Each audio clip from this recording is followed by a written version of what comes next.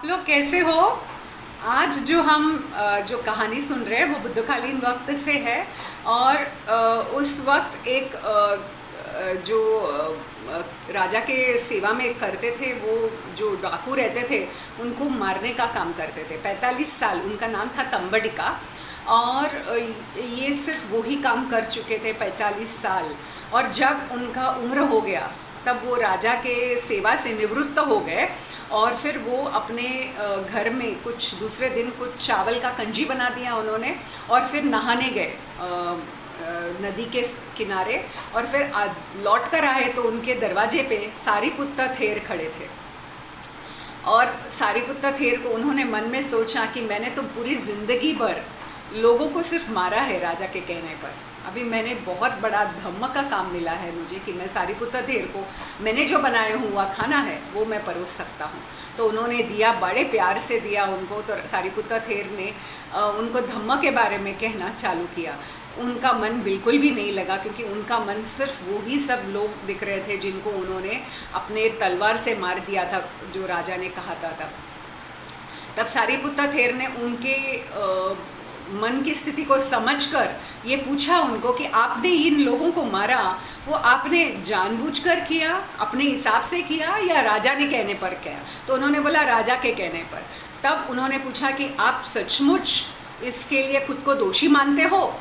तब उनको समझ में आया कि धम्म क्या चीज़ है। और फिर उन्होंने धम्म के बारे में सुना सारिपुत्त थेर के बाद। इस तरीके से सुनने पर वो सोतापति तक पहुंच रहे थे, अनुलोम ज्ञान तक पहुंचे वो। और फिर ऐसे हुआ कि सारिपुत्त थेर वहाँ से निकल गए विहार के लिए।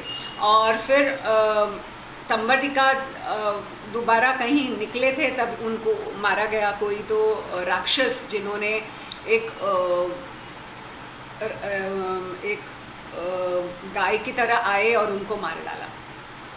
जब बुद्ध ने पूरी कहानी सुनी तब सारिपुत्त थेर ने उनसे पूछा कि तंबडिका का जन्म कहाँ हुआ। तब बुद्ध ने कहा कि उन्होंने धम्म के बारे में सुना और उनके मन परिवर्तन होने के वजह से वो तावतिंसा में चले गए, जो देवलोक है, वहाँ पे चले गए। तब सारे भिक्षुओं ने ये पूछा बुद्ध से कि उन्होंने तो ज़िंदगी भर इतने जान ले लिए थे राजा के कहने पर, तो फिर उनको कैसे देवलोक प्राप्ति हुई? तब बुद्ध ने कहा कि उन्होंने धम्म के बारे में सुना और उनका मन परिवर्तित हो गया। और पाली में ये वाक्य कहा, सहसंपीचे वास्चा अनातपसदम हिता एकम अत्तपादम सेयो यम सुत्वा उपसंपति।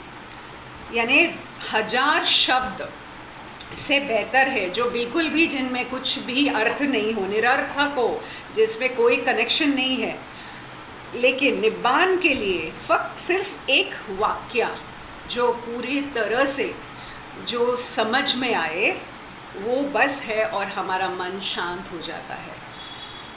जब बुद्ध के ये वाक्य और ये कहानी हम सुनते हैं तो हम समझते हैं कि धम्म कितना ज़्यादा इंसान को बदल सकता है। अंगुलीमाला जैसे गोर इतना बड़ा डाकू वो भिक्षु बन गया था, उनका पूरी तरह से परिवर्तन हो गया था। सचमुच धम्म सबके लिए लाभदायक है। अब सबका मंगल हो, सबका कल्याण।